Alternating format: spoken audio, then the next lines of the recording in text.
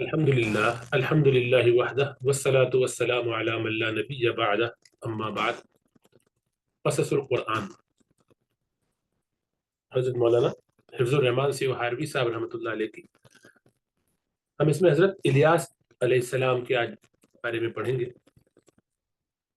حضرت الیاس علیہ السلام کے بارے میں انشاءاللہ تعالیٰ مطالعہ شروع کر رہے ہیں۔ تمہید فرماتے ہیں کہ گزشتہ صفحات میں یہ واضح ہو چکا کہ حضرت موسیٰ علیہ السلام اور ہارون علیہ السلام کے بعد قرآن عزیز میں ان کے ابتدائی جانشینوں کے نام مذکور نہیں ہے۔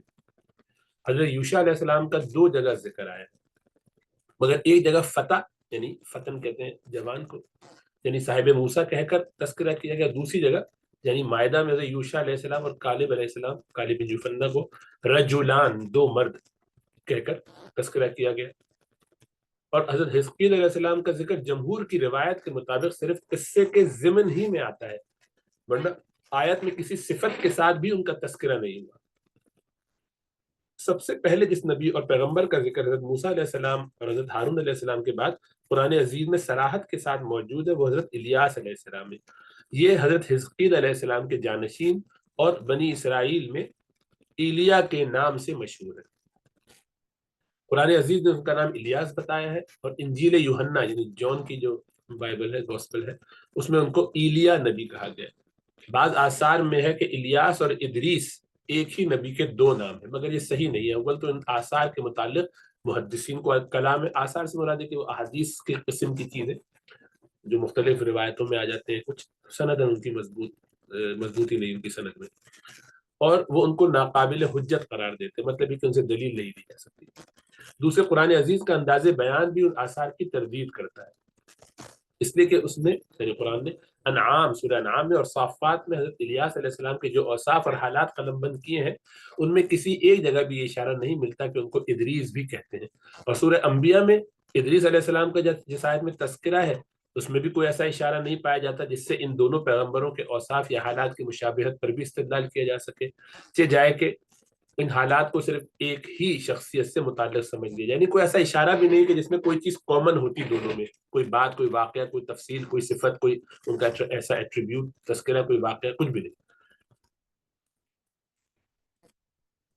علاوہ ازیں مورخین نے حضرت ادریس علیہ السلام کا جو نسب نامہ بیان کیا وہ اس نسب نامے سے قطعاً جدا ہے جو حضرت الیاس سے متعلق ہے علیہ السلام، اور اس لحاظ سے دونوں کے درمیان صدیوں کا بعد ہو جاتا ہے، دوری، بعد کا مطلب دوری ہو جاتی ہے۔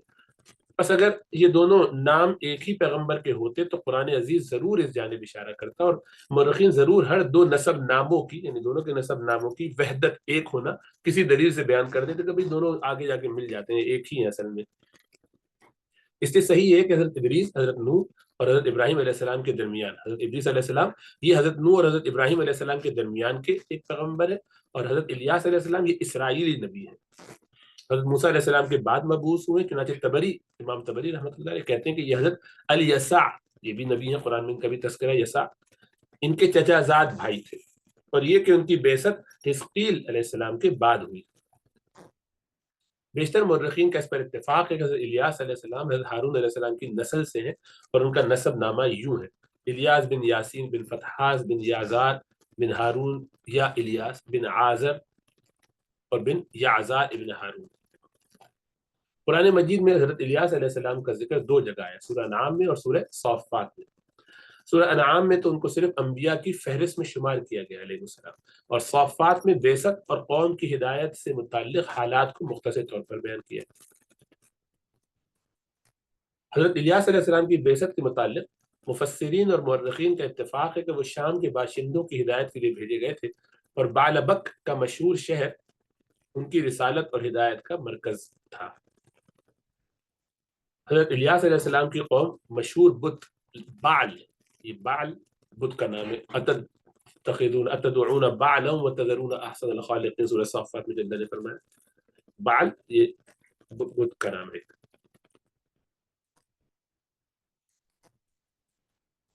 ویسے بعل شوہر کو بھی کہتے ہیں، وہ الگ۔ تو بہرحال یہ تو عبرانی کا لفظ جو استعمال ہوا، بعل کی پرستار تھے، ان کی پرستش کرتے تھے، اور توحید سے بیزار شرک میں مبتلا تھے۔ خدا کے برگزیدہ پیغمبر نے ان کو سمجھایا اور راہ ہدایت دکھائی۔ صنم پرستی اور کواکب پرستی، ستارہ پرستی، کوکب کی جمع صنم بت کو کہتے ہیں، خلاف ان پرستی کے خلاف واز و پند کرتے تھے، نصیحتیں کرتے تھے، تو توحید خالص کی طرف جانب توحید خالص کی جانب دعوت دیتے تھے۔ قوم الیاس یہ کون لوگ ہیں کے بارے میں فرما رہے ہیں کہ یہ مشرق میں آباد سامی اقوام کا مشہور اور سب سے زیادہ مقبول دیوتا تھا بال۔ یہ بت مذکر تھا اور زحل یا مشتری کا مثنیٰ سمجھا جاتا تھا۔ فینیقی، فینیشین جنہیں انگریزی میں کہتے ہیں، کنعانی، موآبی اور مدیانی، یہ سارے مختلف قبائل ہیں۔ ان کا بائبل میں تذکرہ مختلف عنوانات سے ہوتا ہے، تاریخی طور پر چونکہ اس میں بہت ساری روایت موجود ہیں۔ یہ قبائل خاص طور پر اس کی پرستش کرتے تھے، اس لیے بال کی پرستش عہد قدیم سے چلی آتی تھی، اور موآبی اور مدیانی اس کو، یہ قبیلے کے لوگ اس کو حضرت موسیٰ علیہ السلام کے عہد سے پوچھتے چلے آتے تھے۔ چنانچہ شام کا مشہور شہر بعلبک بھی اسی کے نام سے منسوب ہے، بعلبک۔ حضرت شعیب علیہ السلام کو مدین میں اسی کے پرستاروں سے واسطہ پڑا تھا۔ بعض مورخین کا خیال ہے کہ حجاز کا مشہور حبل بھی یہی بال ہے۔ بعض کا خیال ہے کہ وہ جو حبل ہے نا، مکہ والے جس کی پرستش کرتے تھے، اعلو حبل کہہ کے، تو یہ حبل جو ہے یہ بال سے بنا، بعض کا خیال ہے یعنی اسی کا عربی فارم ہو گیا۔ اس میں کبھی ایسا ہوتا ہے کہ لفظ آگے پیچھے بھی کر دی جاتے ہیں بولنے میں۔ بال دیوتا کی عظمت کا یہ حال تھا کہ وہ مختلف مربیانہ عطا و نوال کی وجہ سے مختلف ناموں کے ساتھ موسوم تھا۔ چنانچہ تورات میں سامی قوموں کی پرستش بال کا ذکر کرتے ہوئے کہ وہ بال کی پرستش، بال کو بال بریف یا بال فخور کہتے ہیں، بال فخور۔ اور اقرونیوں کے یہاں، یہ بھی کوئی اقرونی کوئی قبیلہ ہو گئے، لوگ ہوں گے، سامی قوم یہ سیمائٹس کہتے ہیں، یہ جو یورپین اقوام ہوتی ہیں، تو یہ سام حضرت نوح علیہ السلام کے زمانے میں تذکرہ ہو چکا نا، 3 بیٹے ان کے تھے، سام، حام اور یافث۔ تو سام یہ جو وہ یورپین جو لوگ ہوتے ہیں اس رنگ کے لوگ، اس گوری رنگت کے لوگ، اور حام سیاہ رنگت کے لوگ جو ہمارے افریقی ہیں، اور یافث وہ ذرا ان کے مشترکہ ان سے الگ، لیکن چائنیز جو ذرا اس ٹائپ کے لوگ ہوتے ہیں، مونگولین ذرا زرد رنگ کہہ لیجیے، ایسا خیال ہے، کچھ اور بھی ہوگا، مختلف آ رہا ہوں گی۔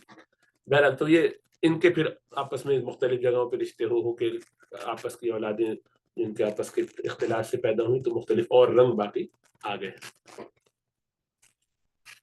بہرحال تو یہ ان کے یہاں جو دوسرا تھا، اقرونیوں کے یہاں بال زبوب کا اور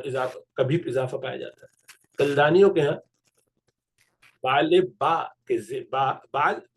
کے زیر کے ساتھ بولا جاتا ہے، یعنی بیعل بولا جاتا ہے، اور وہ اکثر بیلوس یا بیعل یا بیعلوس بھی کہتے ہیں۔ تو مختلف عنوانات سے تورات میں ان کا تذکرہ آتا رہتا ہے۔ سامی اور عبرانی زبانوں میں بال کے معنی مالک، سردار، حاکم اور رب کے آتے ہیں، اسی لیے اہل عرب شوہر کو بھی بال کہتے ہیں۔ قرآن میں نا سارہ علیہ السلام تو انہوں نے کہا وہ کانا بالی شیخا، میرے میاں تو بہت بوڑھے ہیں، مجھے اپنا بڑھاپے میں اولاد ہوگی، تو بالی میرے شوہر۔ لیکن جب بال پر الف لام لے آتے ہیں، البال کہتے ہیں، یا کسی شے کی جانب اس کی اضافت کر کے بولتے ہیں، جیسے کہ بال زبوب یا بال فغور، بال بریس وغیرہ، تو اس وقت پھر وہ یہ خاص بال ہو جائے گا، تو دیوتا ہی مراد ہوگا۔ اب ظاہری بات تو آپ نے اس کو اسپیسیفائی کر دیا۔ یہود یا مشرقی اسرائیلیوں کے یہاں بال کی پرستش کے لیے مختلف موسموں میں عظیم الشان مجالس منعقد ہوا کرتی تھی، اور اس کے لیے بڑے بڑے ہیکل اور عظیم الشان قربان گاہیں بنائی جاتی تھی، اور کاہن اس کو بخورات کی دھونی دیتے تھے اور اس پر طرح طرح کی خوشبو میں چڑھاتے تھے، خوشبوئیں چڑھاتے تھے ہونا چاہیے، اور کبھی کبھی اس کو انسانوں کی بھیڑ بھی دی جاتی تھی، انسان بھی اس کے آگے قربان کی جاتی تھی۔ کتب تفسیر میں منقول ہے کہ بال سونے کا تھا، 20 گز کا قد تھا، اور اس کے 4 منہ تھے، اور اس کی خدمت پر 400 خادم مقرر۔ یہ روح المعانی علامہ آلوسی بغدادی رحمۃ اللہ علیہ، محمود آلوسی بغدادی رحمۃ اللہ علیہ کی یہ ہے، تو اس میں یہ تفسیر موجود ہے، تفصیل موجود ہے۔ حضرت الیاس علیہ السلام کے زمانے میں بھی یمن اور شام کا یہ بت ہی محبوب دیوتا تھا۔ حضرت الیاس علیہ السلام کی قوم دوسرے بتوں کے ساتھ خصوصیت سے اس بت کی پرستش کرتی تھی. چنانچہ اسی تقریب یعنی اسی قربت اسی تعلق کی وجہ سے قرآن عزیز میں اس کا ذکر آیا کہ وَإِنَّ إِلْيَاسَ لَمِنَ الْمُرْسَلِينَ وَإِنَّ إِلْيَاسَ لَمِنَ الْمُرْسَلِينَ إِذْ قَالَ لِقَوْمِهِ أَلَا تَتَّقُونَ أَتَدْعُونَ بَعْلًا وَتَذَرُونَ أَحْسَنَ الْخَالِقِينَ اللَّهَ رَبَّكُمْ وَرَبَّ آبَائِكُمُ الْأَوَّلِينَ فَكَذَّبُوهُ فَإِنَّهُمْ لَمُحْضَرُونَ إلا عباد الله المخلصين وتركنا عليه في الآخرين سلام على الياسين إنا كذلك نجزي المحسنين إنه من عبادنا المؤمنين. اور بے شبہ الیاس علیہ السلام رسولوں میں سے ہیں اور وہ وقت ذکر کے قابل ہے جب اس نے اپنی قوم سے کہا کہ کیا تم خدا سے نہیں ڈرتے، کیا تم بال کو پکارتے ہو، سب سے بہتر خدا کو چھوڑے ہوئے ہو، اللہ ہی تمہارا اور تمہارے اگلے باپ دادوں کا پروردگار ہے. بس انہوں نے الیاس علیہ السلام کو جھٹلایا تو بے شبہ وہ لائے جائیں گے پکڑے ہوئے بجز ان کے جو چن لیے گئے ہیں، اور ہم نے بعد کے لوگوں میں الیاس علیہ السلام کا ذکر باقی رکھا. الیاس علیہ السلام پر سلام ہو، بے شبہ وہ نیکوکاروں کو یعنی ہم اللہ سبحانہ وتعالیٰ اللہ نیکوکاروں کو اسی طرح بدلہ دیا کرتے ہیں، بے شک وہ ہمارے مومن بندوں میں سے تھا. اور سورہ انعام میں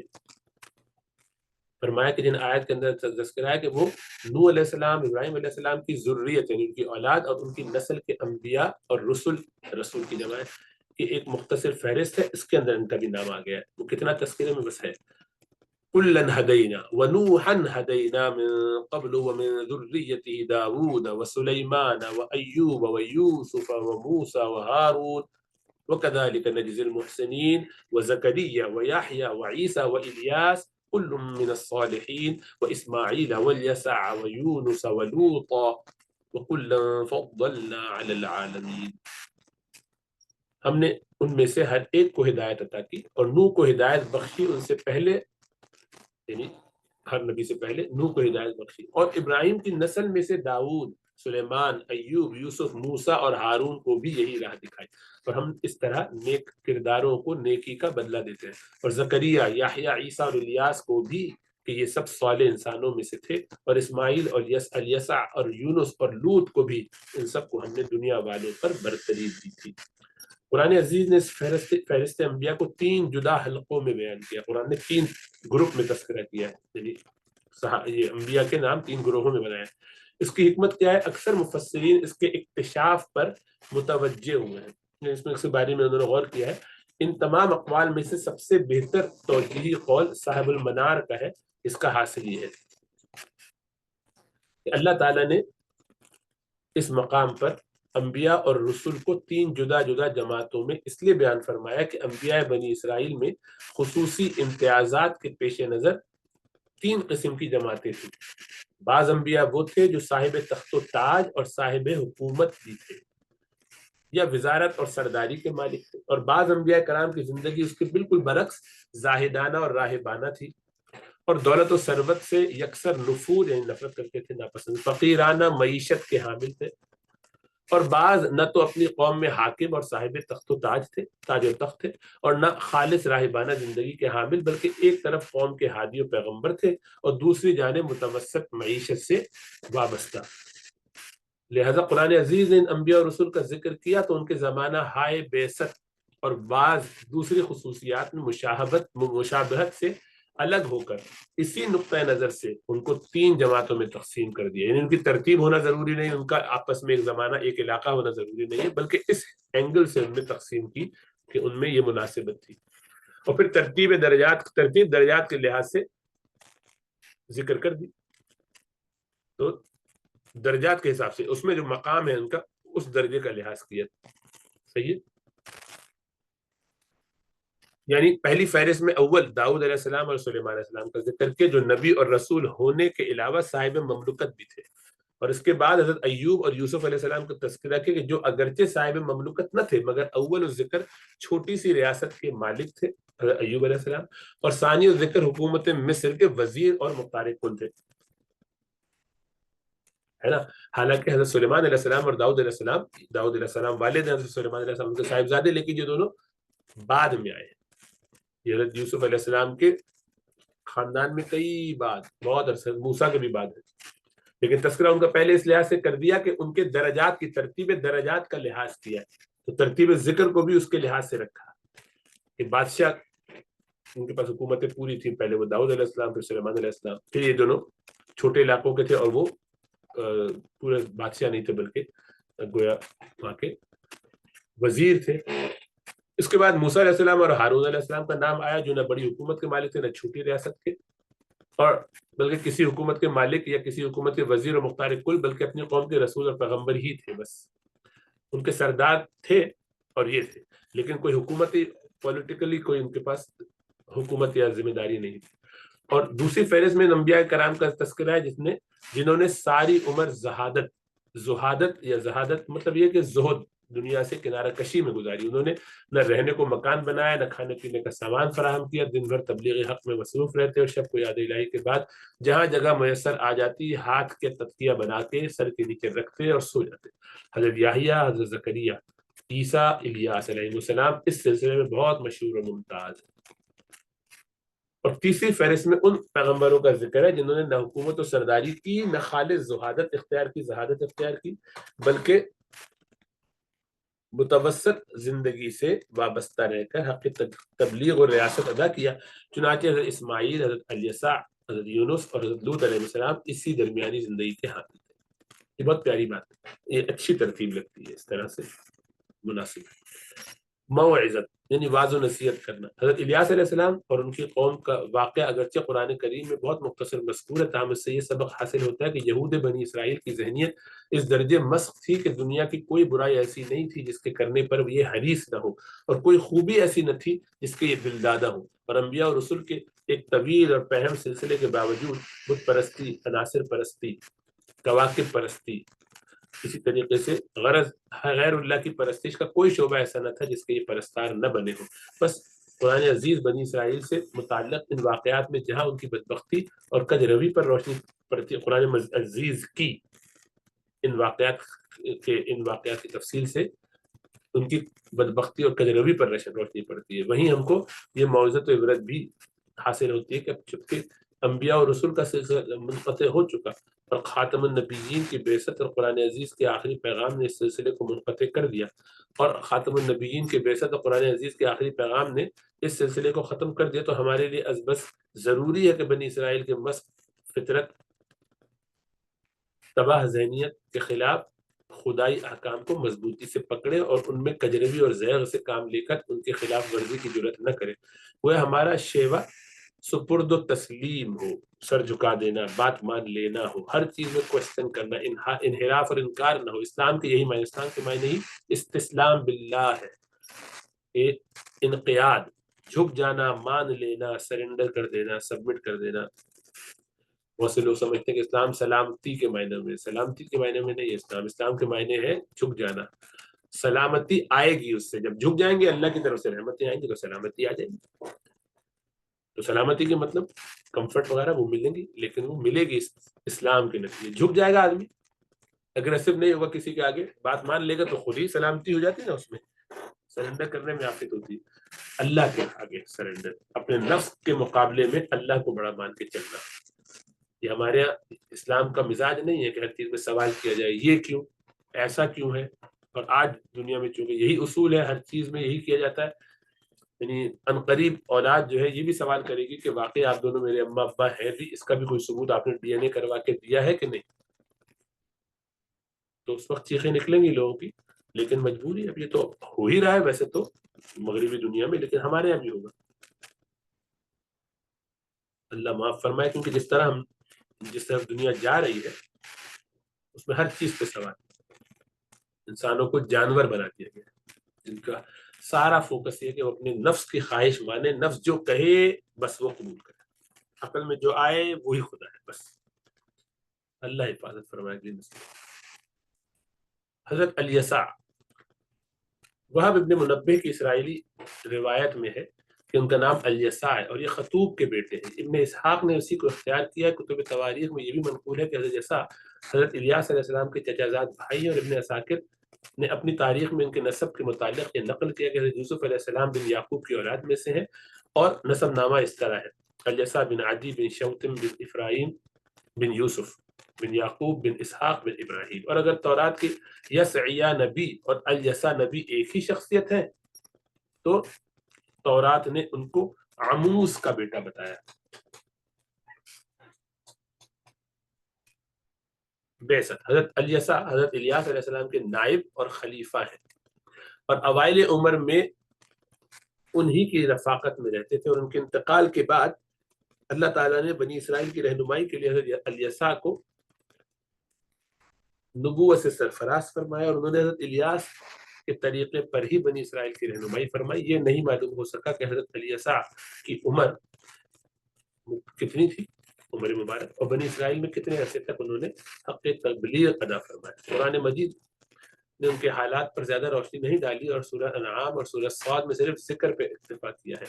وإسماعیل والیسع ویونس ولوطا وکلا فضلنا علی العالمین، کہ اسماعیل اور الیسع، یونس اور لوط، ان سب کو ہم نے دنیا والوں پر فضیلت عطا فرمائی. اور فرمایا وَاذْكُرْ إِسْمَاعِيلَ وَالْيَسَعَ وَذَا الْكِفْلِ وَكُلٌّ مِّنَ الْأَخْيَارِ، اور ذکر کرو اسماعیل اور الیسع اور ذوالکفل کا، اور ان میں سے ہر ایک نیک انسانوں میں سے تھے. بنی اسرائیل کے ان نبیوں اور پیغمبروں کے واقعات سے جو کہ جلیل القدر انبیاء کے شرف صحبت اور مخلصانہ اتباع میں خلافت کے بعد منصب نبوت سے سرفراز ہوئی، یہ ثابت ہوتا ہے کہ صحبت نیکاں حصول خیر کے لیے اکسیر اعظم ہے، کہ نیک لوگوں کی صحبت بھلائی حاصل کرنے کے لیے سب سے بڑا ذریعہ ہے. اسی لیے امام مولانا رومی نے فرمایا یک زمانہ صحبت با اولیاء بہتر از 100 سالہ طاعت بے ریا، کہ اگر ریاضت اور طاعت کے سلسلے میں ہزاروں سال بھی گزر جائیں مگر کسی کامل کی صحبت سے محرومی ہو تو یہ بے شبہ ایک بہت بڑی خامی ہے، جس کا مداوع صحبت کامل کے علاوہ کچھ نہیں. تو ترجمہ کیا ہے کہ ایک زمانہ صحبت، ایک زمانہ وقت گزار لینا کسی اللہ والے کے ساتھ، نیک آدمی کے ساتھ، اللہ کے دوستوں کے ساتھ، یہ بہتر ہے 100 سال کی بغیر ریا کی، یعنی اخلاص والی عبادت سے. آدمی کے ذہن میں سوال ہوگا کہ یہ کیسے؟ مولانا اشرف علی تھانوی صاحب رحمۃ اللہ علیہ سے سوال کیا تو انہوں نے فرمایا کہ ہاں اس میں تھوڑا سا اضافہ کرنا پڑے گا، یہ بات کچھ غلط ہے. بہتر از 100 سالہ طاعت نہیں، بہتر از 100 سالہ طاعت بے ریا. یعنی یہ نہیں کہا کہ یہ بات غلط ہے، بس لوگوں کا کہنا ہے کہ ہاں میں بس خالی اس پہ اضافہ کر دوں کہ 1 سال 100 سال نہیں، 1,00,000 سال کی اطاعت جو بغیر دکھاوے کی ہوگی اس سے یہ بہتر ہے. تو اشکال اور بڑھ گیا کہ یہ کیا بات ہوئی. تو پہلی بات تو اس میں یہ سمجھنی چاہیے کہ اللہ والوں کی صحبت کے جو برکات اور فوائد ہیں وہ دائمی ہے اور بہت ہی زیادہ ہے. اور اسی لیے ایک شخص جو رسول اللہ صلی اللہ علیہ وسلم کی صحبت میں ایک لمحے کے لیے آ جائے، ایمان کی حالت میں آپ کو دیکھ لے، یا اگر خود نابینا ہو آپ صلی اللہ علیہ وسلم کی نظر اس پر پڑ جائے ایک لمحے کے لیے، تو اب یہ پوری دنیا کے تمام اولیاء اللہ سے سب سے بڑھ گیا. کوئی ولی اکیلا نہیں، ساری دنیا کے سارے ولی جو صحابہ نہ ہوں، اس میں شاہ عبد القادر جیلانی سمیت امام ابو حنیفہ، امام مالک، امام شافعی، احمد، امام بخاری، سب سمیت سب کے سب ایک جگہ جمع کر دیے جائیں، یہ کبھی بھی ایک صحابہ کی اگر گریڈیشن کی جائے تو سب سے آخری درجے کا جو صحابی ہوگا جس نے خالی ایک زیارت کی ہوگی اس کے برابر بھی نہیں ہو سکتی ان کی سب کی عبادتیں. اس کو وہ مقام نہیں مل سکتا جو ایک صحابی کو ملے گا. تو صحابی کو ملا کس بنیاد پر؟ ایسے صحابی کو جس نے خالی ایمان قبول کیا، فوراً غزوے میں گیا، شہید ہو گیا، ابھی ایک نماز بھی نہیں پڑھی، اس کا مقام. اس لیے رسول اللہ صلی اللہ علیہ وسلم نے فرمایا کہ تم ایک احد پہاڑ کے برابر سونا خرچ کرو گے بعد والوں تو وہ میرے صحابہ کے ایک چھوڑے سے، یعنی 1 درہم، تھوڑا سا ایک مٹھی بھر بھی سونا اگر انہوں نے خرچ کر دیا تو تمہارا احد پہاڑ کے برابر خرچ کرنا اس کے برابر کو نہیں پہنچ سکتا، اس لیے کہ وہ صحبت نبوی سے بہرہ مند ہے. اور اس ایک نظر سے ان کی تبدیلی اور کایا ایسی پلٹی ہے کہ ان کی شان ہی کچھ اور ہو گئی. اسی طریقے سے اللہ والوں کے ساتھ اٹھنے بیٹھنے کے نتیجے میں انسان کی زندگی سنور جاتی ہے۔ تو یہ بہت سے لوگ سمجھتے ہیں کہ یہ کرنا اچھا کام تو ہے، ان کے سمجھ میں آ جاتا ہے، لیکن وہ یہ نہیں سمجھتے کہ کوئی ضروری کام نہیں، حالانکہ بہت ضروری کام ہے، بے تحاشا ضروری ہے، بلکہ آج کے زمانے میں سب سے ضروری کام یہ ہے۔ آپ اپنی عبادت میں بھی اخلاص پیدا نہیں کر سکیں گے اس کے بغیر، آپ اپنے پریکٹیکلی بتا رہا ہوں آج کل کے زمانے کے حساب سے، یہ نہیں کہ کوئی فرض و سنت کے حساب سے، لیکن پریکٹیکلی یہ آلموسٹ امپاسبل ہے کہ آج کل کوئی یہ سب چیزیں حاصل کر لے، اپنے اذکار معمولات کی پابندی بھی کر پائے، نمازوں میں اس کا اخلاص پیدا ہو جائے بغیر کسی کی صحبت کے۔ اس لیے قرآن نے حکم دیا ہے، یا الذین آمنوا، اے لوگوں جو ایمان لائے، اتقوا اللہ، اللہ سے ڈرو، وکونوا مع الصادقین، اور نیکوں اور سچوں کے ساتھ اٹھو بیٹھو۔ لوگ یہ سمجھتے ہیں سچوں کے ساتھ اٹھنا بیٹھنا اچھا کام ہے، اللہ نے حکم دیا ہے بھائی، ایمان لے آئے ہو الحمدللہ، تقویٰ اختیار کیا ہے، تقویٰ اختیار کرو، نہیں کیا تو جلدی جلدی توبہ کرو۔ تقویٰ کا مطلب اللہ کی نافرمانی سے بچو ہر حال میں، جو کرنا ہے وہ کرو، جس سے بچنا ہے اس سے بچو۔ اب اس کو کرنے کے نتیجے میں ایمان محفوظ رہے گا، اور اس کو کرنا یعنی تقویٰ اختیار کرنا، اللہ کی نافرمانی، اس کا طریقہ کیا ہے؟ کونوا مع الصادقین، سچوں کے ساتھ رہو گے تو یہ تقویٰ حاصل ہوگا، ورنہ نہیں ہو سکتا۔ تنہائی میں ہوگے تو شیطان پر حملہ کرے گا، مختلف نفس کے تقاضے ہو جائیں گے۔ آپ کو بچانا ہے تو نیکوں کے ساتھ رہو، اسی لیے ان دونوں کو ماضی کے ساتھ کا، ایک دفعہ ایمان لے آؤ، تقویٰ اختیار کر لو، اور نیکوں کے ساتھ بیٹھنے کو مضارع سے، کونوا مع الصادقین، سچوں کے ساتھ رہ پڑو، کونو ہو جاؤ ان کے ساتھ، سمجھ میں آیا؟ اس کا مطلب یہ استمرار کے معنی، اس میں اشارہ اس طرف ہے کہ ہمیشہ ایسے رہو۔ اللہ کے رسول صلی اللہ علیہ وسلم کو اللہ سبحانہ وتعالی نے حکم فرمایا، یہ سورہ کہف پڑھتے ہیں جو آج سے شروع ہو گئی جمعے کے لیے، جمعے والے دن، وَاصْبِرْ نَفْسَكَ مَعَ الَّذِينَ يَدْعُونَ رَبَّهُمْ بِالْغَدَاةِ وَالْعَشِيِّ يُرِيدُونَ وَجْهَهُ، کہ نبی صلی اللہ علیہ وسلم آپ اپنے آپ کو جما لیجئے، پابند کر لیجئے، ڈٹ جائیے اس عمل پر، کس چیز پر؟ اپنے نفس کو روک لیجئے، ان کی صحبت میں بٹھا لیجئے، جما لیجئے ان لوگوں کی صحبت میں جو صبح و شام اللہ کو یاد کرتے ہیں، جو اللہ کے یاد کرنے کے لیے مسجدوں میں بیٹھے ہوئے اپنے تعلق مع اللہ میں لگے ہوئے، دنیا کو چھوڑ کر آپ اپنے آپ کو ان کے ساتھ بٹھائیے۔ ظاہری بات ہے رسول اللہ صلی اللہ علیہ وسلم کو وہاں بیٹھنے کے نتیجے میں ان سے فائدہ نہیں لینا تھا، آپ کو تو فائدہ پہنچانا تھا، لیکن یہ بتانے کے لیے کہ آپ کا وہاں بیٹھنا لوگوں کو یہ بات بتائے گا کہ یہ کتنے بڑے لوگ ہیں، یہ کس قدر قیمتی لوگ ہیں جن کے ساتھ اٹھنا بیٹھنا چاہیے، تو ان کو بھی تسلی ہوگی اور لوگوں کو بھی سمجھ میں آئے گا کہ دیکھو یہ اتنے بڑے لوگ ہیں جن کے لیے حکم دیا جا رہا ہے کہ جا کے بیٹھیے۔ تو یہ بہت اہم موضوع ہے، بس اللہ سبحانہ تعالیٰ فضل فرمائے۔ دیکھتے ہیں شمول علیہ السلام کا تذکرہ اگر مختصر ہے تو یہ بھی آج ہی پڑھ لیتے ہیں، ورنہ گفتگو میں ٹائم لگاتے ہیں، ذرا تفصیلی اس کو اگلی دفعہ ہی دیکھ لیں گے، تو کبھی کبھی ایک آدھ منٹ پہلے بھی ختم ہو جائے تو کیا ہے، 2-3 منٹ کبھی کبھی زیادہ بھی تو آپ لوگ لے لیں۔ بہر اللہ ہمیں توفیق عطا فرمائے بھائی، فکر میں لگو، نیک لوگوں کے ساتھ اٹھو بیٹھو، آخرت کو مقصود بناؤ، دنیا کی فکر چھوڑو، کم سے کم پہ گزارا کر کے ملاقات کرو اللہ سے، اس کی تیاری میں لگ جاؤ۔ سب سے بڑا فتنہ دجال کا فتنہ جس سے سب کو روکا گیا ہے، اس سے بچنے کا طریقہ نبی اکرم صلی اللہ علیہ وسلم نے امت کو کوئی محنت کر کے باہر جا کے لڑنے کے لیے نہیں کہا ہے، بلکہ یہ کہا ہے کہ اس وقت محنت کر کے اپنے آپ کو اللہ سے لو لگاؤ اور بس فکر میں لگ جاؤ۔ دنیا سے جتنا جو بچ کے چلے گا وہ بچ جائے گا، جو بیٹھا ہے وہ کھڑے سے بہتر ہے، جو لیٹا ہے وہ بیٹھے سے بہتر ہے، یعنی فتنے کی طرف جو چل کے بھی جائے گا تو وہ اس کا شکار ہو جائے گا۔ تو بہت زیادہ انفارمیشن اور میڈیا کے چکر میں اللہ سب پر فضل فرمائے، اللہ کرم فرمائے۔ السلام علیکم ورحمۃ اللہ وبرکاتہ۔